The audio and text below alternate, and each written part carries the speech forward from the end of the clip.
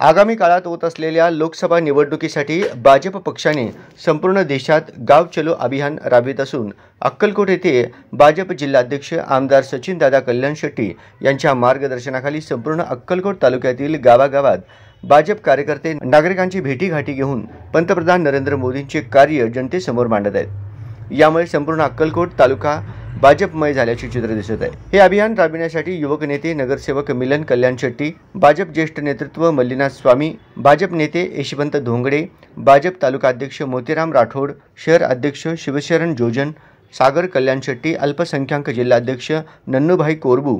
भाजप विधानसभा संघटक राजकुमार झिंगाडे, सिद्धाराम माळी, महादेव कामनूरकर, कांतू धनशेट्टी, प्रदीप पाटील आदींसह अनेक भाजप कार्यकर्ते प्रयत्न करत आहेत।